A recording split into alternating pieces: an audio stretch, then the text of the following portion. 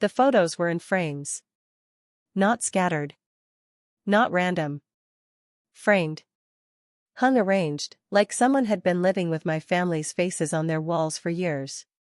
There was my daughter on her 6th birthday. My husband at our backyard barbecue.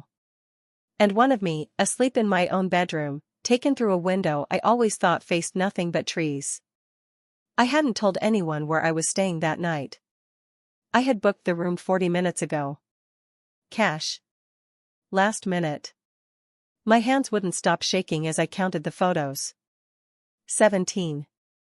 Every single one taken before I ever walked through that door. So tell me, if someone already knew I was coming, why did they still leave the room for me to find? I almost didn't take that room. The original hotel I'd booked had a pipe burst that afternoon.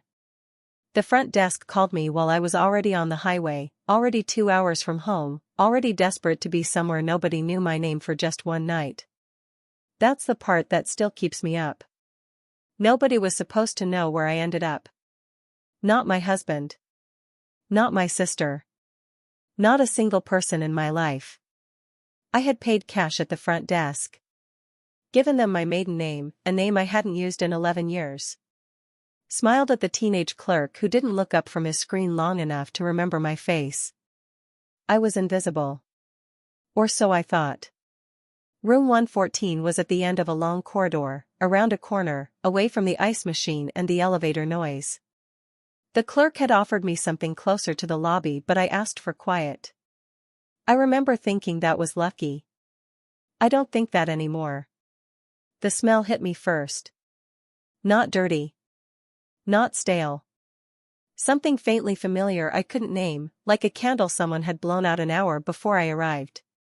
I told myself it was the cleaning product. I told myself a lot of things that first minute. Then I turned on the lamp. Thumbnail moment, the light caught the nearest frame first.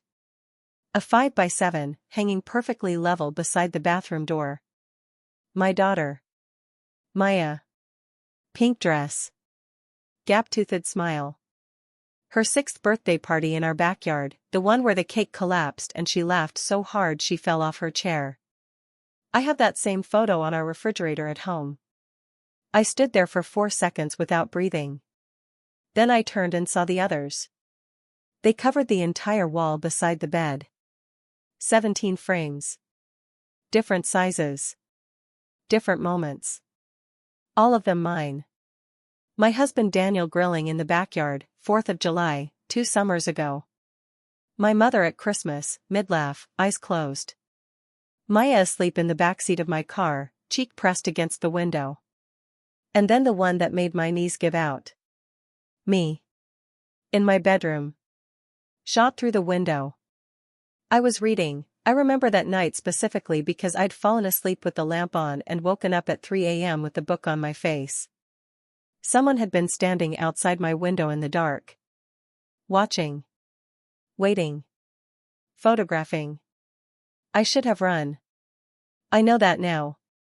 Instead I stepped closer. Because in the bottom right corner of that photo, small, almost invisible, was something that didn't belong.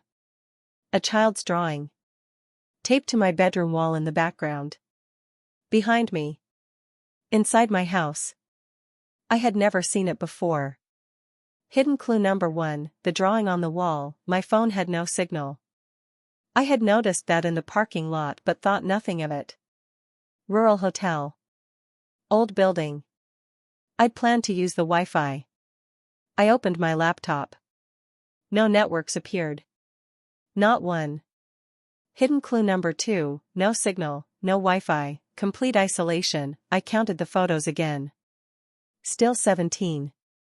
But this time I noticed something I had missed. There was a gap on the wall. A small nail with nothing on it. A clean rectangle of slightly darker paint where a frame had recently been removed. Someone had taken one down. Before I arrived. Or after I walked in, while I was still standing there staring at the wall. I spun around. The bathroom door was partially open. I was certain I had checked it when I walked in. I was certain it had been closed. I didn't move for a full minute. I just watched that bathroom door. The gap was maybe 4 inches. Darkness behind it. No sound. No movement. But the kind of stillness that feels deliberately held, like something on the other side was also waiting. I grabbed the lamp off the nightstand. Not to use as light. I pushed the door open with my foot. Empty. Toilet. Sink. A single folded towel. Travel-size shampoo lined up too perfectly on the edge of the tub. I exhaled. Then I looked in the mirror. My own reflection stared back, pale, shaking, mascara already smudged beneath one eye. But behind my reflection, visible over my left shoulder, the bedroom wall. And I could count the frames from here. 18. I turned around slowly. There was a new photo on the wall. Same size as the others. Same simple black frame. Hung perfectly level on the empty nail I had noticed just minutes before. It was a photo of me. Standing in the hotel doorway. Taken tonight. My body went cold in a way I cannot describe to you. Not fear exactly. Something older than fear. Something that lives below thought, pure animal recognition that you are not safe and you have not been safe for a very long time. I did not scream. I don't know why.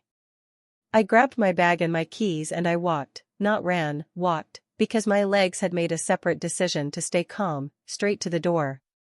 Locked. Not from the outside. The deadbolt had been turned from inside the room. I had not touched it. I stood at that door and I thought about every decision that had led me to room 114. The pipe burst at the first hotel. The cash payment. The maiden name. The clerk who didn't look up. And then a thought arrived that I didn't want. What if the pipe burst wasn't an accident? What if I was never supposed to end up anywhere else? My keycard worked on the third try. I don't know if it had been disabled and re-enabled or if my hands were simply shaking too badly to read the sensor properly. I got the door open. The corridor was empty. Fluorescent lights. Thin carpet. A housekeeping cart abandoned halfway down the hall with no one beside it. I walked to the front desk. The teenage clerk was gone. A woman I hadn't seen before sat behind the counter. 50s. Reading glasses. A name tag that said Helen in block letters. She looked up and smiled like nothing in the world was wrong. I told her about the photos. All of them. The frames. The wall. The one taken tonight in the doorway. She listened without interrupting. Then she folded her hands on the counter and said 7 words that rearranged everything I thought I understood. Ms. Calloway, we've been expecting your call. She knew my real name. Not the maiden name I'd given at check-in. My married name. The name attached to my real address. My real life. My real family. I had never met this woman before. First twist, she slid a manila envelope across the counter. My name on the front. Handwritten. The ink looked old, like it had been sitting there waiting for weeks. Inside was a single photograph. Not of me. Of my husband Daniel. Standing at the front desk of this exact hotel. Smiling at the camera. The timestamp in the corner read 14 months ago. Beneath the photo was a room key. Room 114. And a handwritten note in Daniel's handwriting that said only, if she finds this, she's ready to know. I looked up at Helen. She wasn't smiling anymore. He came to us, she said quietly. He asked us to keep it until you arrived. He said you would come eventually. He said you always find the truth. My husband had set this up. My husband, who I had left sleeping in our bed that morning. Who had kissed me goodbye at the door. Who had texted me 40 minutes ago asking if I'd arrived safely. He had built this room. He had been waiting 14 months for me to walk into it. And I still had no idea why. Clapperboard Phase 5, Cinematic Story Part 3, Truth Unraveling plus Second Twist, Music, Dissonant Piano. Slow. cold. Each note landing like a question. I sat in the lobby for 20 minutes before I could speak again. Helen brought me water without being asked. She sat across from me in one of the stiff lobby chairs and waited. Patient. Like she had done this before. Like she knew exactly how long it takes a person to reassemble themselves after the floor disappears. I asked her how she knew Daniel. She said she didn't. Not personally. He contacted the hotel through a third party, she said. A lawyer. Everything was arranged in writing. We were instructed to prepare the room and wait. For how long? I asked. She paused.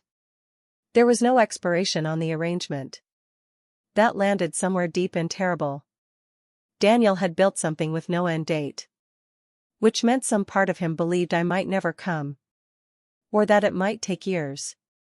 I called him from the lobby landline because my cell still had no signal. He picked up on the second ring. His voice was warm. Easy. The same voice that had read Maya bedtime stories for 6 years. The same voice that had said I do across an altar while I cried happy tears I now couldn't look at without feeling sick. Hey, he said. You good? I told him where I was standing. Silence. Not the silence of surprise. The silence of someone who has been waiting for a specific sentence for 14 months and has finally heard it. Don't be angry, he said. Those were his first words. Not what are you talking about? Not that's impossible.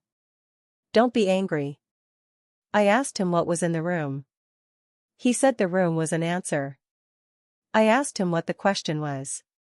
He said I already knew the question. And the worst part, the part one haven't told anyone until now, he was right. There was something I had buried so deeply for so long that I had almost convinced myself it wasn't real. A memory from 4 years ago.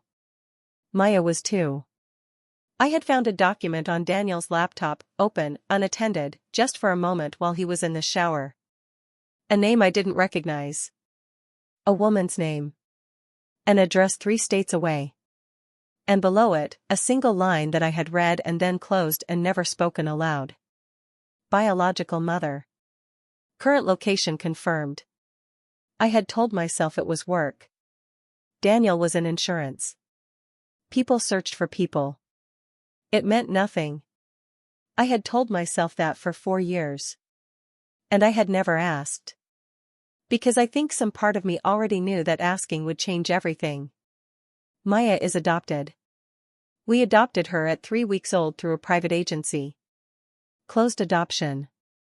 We were told the biological mother was a teenager in crisis who had requested no contact, ever. That was the story we were given. That was the story I had held on to like something sacred. I went back to room 114. I don't know why. I think I needed to be inside the truth instead of standing at its edge. The photos were still there. All 18 of them. I looked at them differently now. Not as surveillance. As a timeline. Someone had been documenting my family, not to frighten me, but to show me something. To show me we had been watched over. I found the envelope I had missed. It was taped beneath the nightstand drawer, thin, white, easy to overlook unless you were looking for it. Inside was a letter. Single page. Handwritten.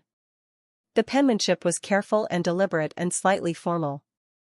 It began, I have never stopped thinking about her. Second twist, the letter was not from Daniel. It was signed at the bottom in handwriting I recognized instantly, handwriting I had seen on birthday cards and grocery lists and school permission slips for the last 11 years. My sister. Rebecca. My sister had written a letter about Maya. My sister had written I have never stopped thinking about her. My sister, who had spent a year abroad at 22 and come home quieter, thinner, different in ways we had all attributed to travel and growing up. My sister, who had cried at Maya's adoption announcement in a way I had thought was joy. My sister, who visited every single week without fail and held my daughter like she was something almost too precious to touch. The biological mother who had requested no contact. The teenager in crisis. The closed adoption we were told to never question. I sat on the edge of that hotel bed and I heard myself make a sound I had never made before. Not crying exactly. Something that happens when the architecture of your entire life shifts 2 inches to the left and everything you thought was solid turns out to have been balancing on a single, hidden point. Daniel had known. For 4 years at least. Probably longer. He had found out. He had hired someone to confirm it. He had built this room, this impossible, careful, devastating room, because he didn't know how to tell me with words. Because some truths are too large for a conversation. Some truths need a room of their own. My phone buzzed. Signal had returned. One message.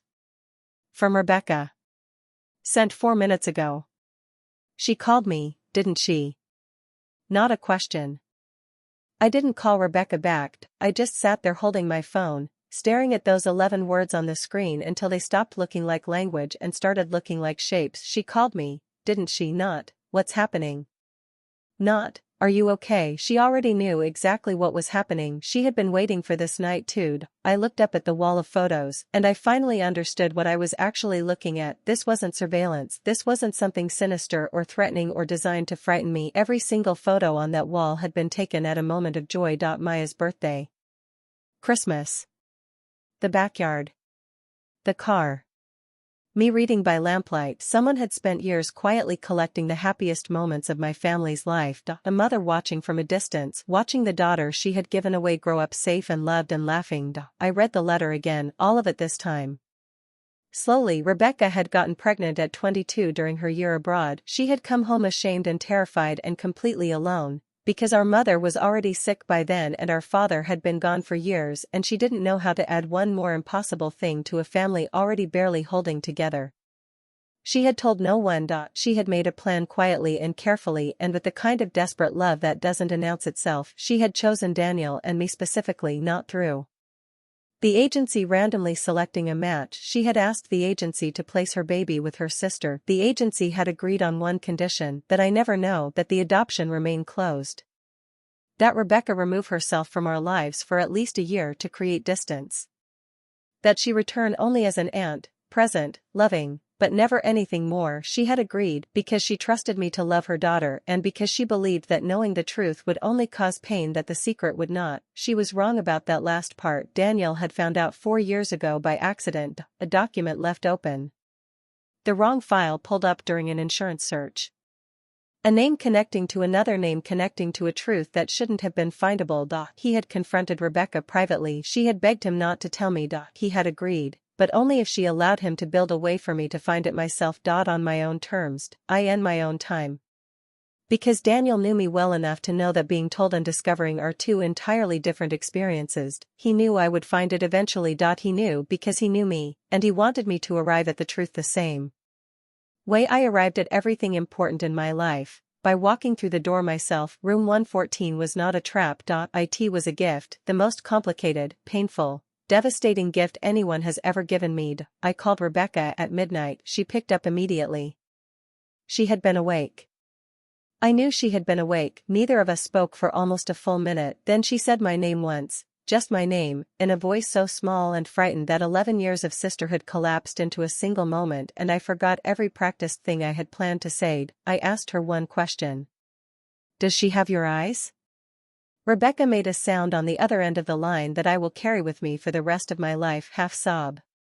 Half laugh. The sound of a woman who has been holding something unbearable for so long that putting it down feels almost worse than the carrying. Yes, she whispered. She has my eyes. Final revelation. I looked across the hotel room at the photograph of Maya asleep in my back seat, cheek against the window. Dark lashes.